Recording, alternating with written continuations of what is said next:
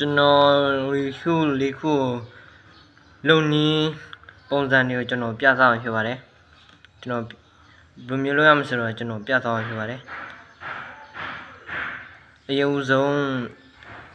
အရောင်တစ်ခုယူရမှာဖြစ်ပါတယ်အရောင်တစ်ခုစမ်းမှတ်ရမယ်ပြီးတော့ဒီမျိုးရှိရင်ဒီမျိုး